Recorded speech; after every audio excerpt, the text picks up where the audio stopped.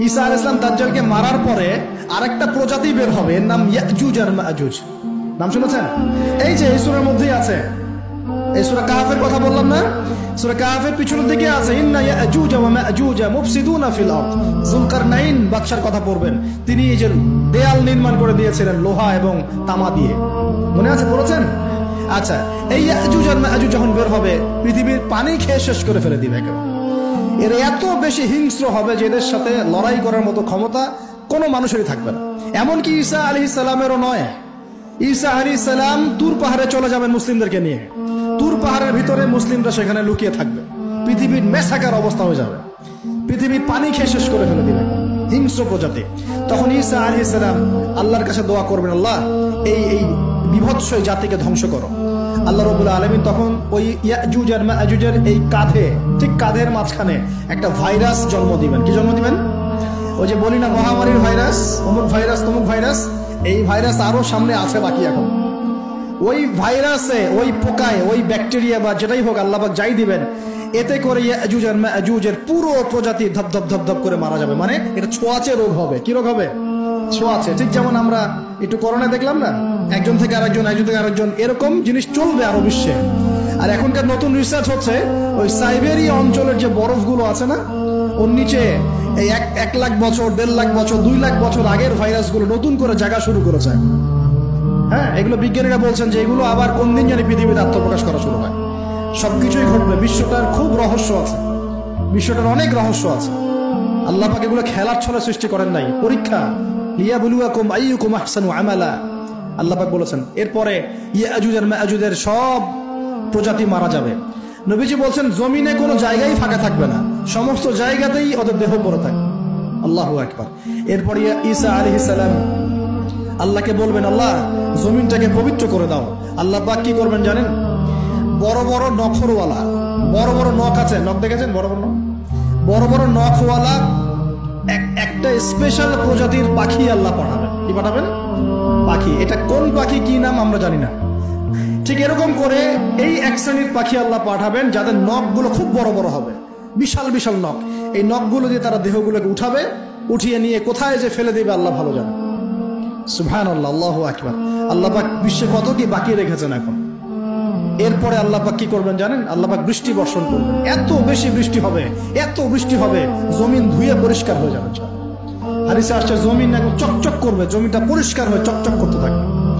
এরপরে কারণ ওই ভাইরাস তো ধুইতে হবে না, ভাইরাসকে ধুয়ে সাফ করতে হবে। তারপরে ঈসা আলাইহিস সালামের সময়ে বলা হচ্ছে, তার সময়ে একটা ডালিম, ডালিম দেখেছেন কিনা? আনার, ডালিম। এই ডালিমের যে খোসা হয় না, এই ডালিমের খোসার নিচে একটা পুরো পরিবার আশ্রয় নিতে পারবে। কি বুঝলেন? এত বড় বড় ফল হবে, এত বরকত হবে জমিনের মধ্যে। কখন বরকত হয়? যখন একটা জনপদের অধিবাসীরা আল্লাহর সামনে আত্মসমর্পণ করে, তখন আল্লাহ বরকত দেন। আমরা কি আত্মসমর্পণ করছি? এই জন্যই তো অর্থনৈতিক মন্দা চলছে। এমনি নাকি? সুদ খাচ্ছেন, দিব্যি ঘুষ খাচ্ছেন, দুর্নীতি করছেন, জেনা করছেন, মানুষের সম্পদ আত্মসাৎ করছেন, মাপে কম দিচ্ছেন, আবার নামাজও পড়ছেন, মাশাআল্লাহ। তো বরকত কোত্থেকে আসবে? তো বরকত কখন আসে? যখন একটা কম আল্লাহর সামনে সম্পূর্ণ আত্মসমর্পণ। একটা ডালিম হবে, এটা রূপকথা নয়, এগুলা গাল গল্প বলছি না।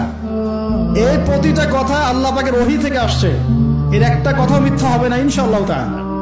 বিশ্ববাসীরা দেখবে একটা ডালিমের নিচে একটা পরিবার আশ্রয় নিতে পারবে। এত স্পেসিফিকলি বলা হয়েছে হাদিসগুলোতে। নবী সাল্লাল্লাহু আলাইহি ওয়াসাল্লাম বলেছেন যে 10 জন ঘোড়সওয়ার, কয়জন ঘোড়সওয়ার? 10 জন ঘোড়সওয়ার বের হবে ইমাম মাহদীর সময়, যারা খোঁজ নিতে যাবে যে দেখি দাজ্জাল বের হয়েছে কিনা। ঘোড়ায় করে খোঁজ নিতে যাবে, দেখি দাজ্জাল বের হয়েছে কিনা। ওই 10, নবীজি বলছেন আমি ওই 10 জনের নামও জানি, ওদের বাবার নামও জানি। সুবহানাল্লাহ। এত স্পেসিফিক জ্ঞান দেওয়া হয়েছে আল্লাহর পক্ষ থেকে নবী সাল্লাল্লাহু আলাইহি ওয়াসাল্লামকে। তার হাদিস থেকে বলছি ডালিমের নিচে পরিবার আশ্রয় নিতে পারে। তো অনেকে হয়তো হাসবে, কি বলে উল্টা পাল্টা কথা, তাই না?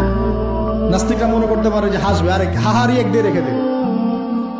এখন মানুষ ফেসবুকের মতো চিন্তা করে, ফেসবুকের মতো হাসে, ফেসবুকের মতো কাঁদে। মানুষ এখন রোবটিক হয়ে গেছে। ঠিক আছে? আচ্ছা, তো এরপর কি?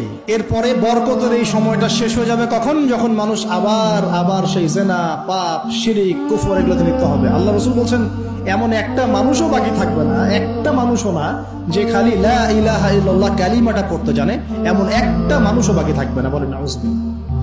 ওরা হবে এই পৃথিবীর সবচেয়ে নিকৃষ্ট মানুষ, ওদের চেয়ে নিকৃষ্ট কোনো মানুষ এই পৃথিবীতে হবে না। এখনো কি এরকম সময় আসে নাই? এখন কি লা ইলাহা ইল্লাল্লাহ আছে না? আছে, হ্যাঁ, হয়তো তার পূর্ণাঙ্গ প্রয়োগটা নাই, কিন্তু কালিমা তো আছে কিনা? তখন নবীজি বলছেন এমন একটা যুগ আসবে যে লা ইলাহা ইল্লাল্লাহ বলার মতো একটা মানুষ খুঁজে পাওয়া যাবে না, আর মানুষ রাস্তাঘাটে কুকুরের মতো জেনা করবে।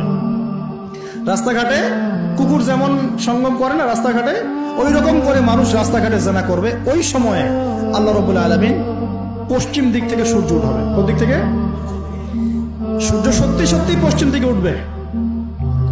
পৃথিবী একদিকে ঘুরছে না এখন, কে জানে আল্লাহ পাক পৃথিবীর ঘূর্ণন থামিয়ে উল্টা দিকে ঘোরাতে পারেন না? অবশ্যই পারেন। আল্লাহ পাকের জন্য এটা খালি বলা, কুন ফায়াকুন, হও হয়ে যাও, ব্যাস। আমি কয়েকদিন আগে রিপোর্ট দেখেছি, পৃথিবীর নিচে কিন্তু আগুনের স্তর আছে, জানেন তো? পৃথিবীর নিচে আগ্নেয়গিরিগুলো আছে। পৃথিবীর ভিতরেও একটা ঘূর্ণন হয়, সেই ঘূর্ণনের দিক পরিবর্তন হচ্ছে দিন দিন, এমনটা রিপোর্ট এসেছে। দেখেন, আপনি ইন্টারনেট ঘাটাঘাটি করেন। আর অনেকে রিপোর্ট করছে যে পৃথিবী আগে যে গতিতে ঘুরতো, এখন পৃথিবীর ঘূর্ণন গতি একটু বেড়ে গেছে। দেখেন রিপোর্ট দেখেন, ঘূর্ণন গতি বেড়ে যাওয়ার মানে হচ্ছে টাইম দ্রুত পাস করবে। আর শেষ জামানার হাদিস এটাও আছে যে সময় দ্রুত পাস করবে, আছে না? এটা হাদিসে আসছে। তো প্রিয় ভাইরা, এই সময়ে মানুষ খারাপ হওয়া শুরু করার পর এমন খারাপ হবে, আল্লাহর নাম নেওয়ার মতো কোনো মানুষ থাকবে না, আল্লাহ আল্লাহ বলার মতো কোনো মানুষ থাকবে না। তখন পশ্চিম দিক থেকে সূর্য উঠবে। কিভাবে কিয়ামত হবে? নবীজি বলছেন, একজন ব্যক্তি পানি খাওয়ার জন্য পাত্রটাকে মুখের সামনে নিবে, পানি গিলতে পারবে না, কিয়ামত হয়ে যাবে। ইযা ওয়াকাআতিল ওয়াকিআ লাইসা লিওয়াকাআতিহা কাযিবা আল কারিআতু মাল কারিআ ওয়া মা আদরাকা মাল কারিআ। আছে না?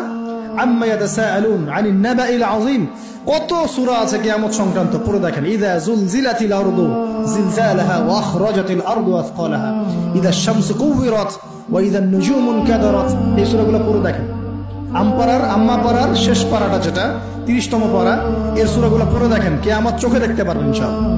সিংহায় ফুঁক দেওয়া হবে। আল্লাহ পাকের ফেরেশতার এত ক্ষমতা আল্লাহ দিয়েছেন, একটা ফুয়ে পুরো মহাবিশ্ব ধ্বংস হয়ে যাবে ইনশাআল্লাহ। চারটাখানি কথা নাকি? দ্বিতীয় ফুৎকারে আবার সবাইকে জীবিত করা হবে। এবং এই যে দুনিয়ার জীবনটা আমরা কাটাচ্ছি, এই 30, 40, 50, 60, 100 বছরের জীবন, এই জীবনের এক একটা হিসেব আল্লাহর সামনে দাঁড়িয়ে সেদিন দেওয়া লাগবে। অতএব এই দুনিয়ার জীবনটাতে প্রস্তুতি গ্রহণ করি, 5 ওয়াক্ত নামাজ পড়ি, যাকাত দেই, কালিমা বোঝার চেষ্টা করি, আল্লাহ তাওহীদ শিখি, জানি, বুঝি, নবীর সুন্নত অনুযায়ী আমল করি, হালাল খাই, পরিবার গড়ি, মানুষের সৎ কাজে দাওয়াত দেই, অসৎ কাজে নিষেধ করি, ইসলামকে আল্লাহর জমিনে প্রতিষ্ঠা করার চেষ্টা করি। আল্লাহ পাক যা দিয়েছেন, জানমাল, সময়, শ্রম, আল্লাহ পাক যা দিয়েছেন, ক্ষমতা, প্রতিপত্তি, সম্পদ, এগুলোকে আল্লাহর দ্বীনের জন্য ব্যয় করি। ইনশাআল্লাহ দুনিয়া সফল হব, পরকালে সফল হব ইনশাআল্লাহ আযজা ওয়া জাল।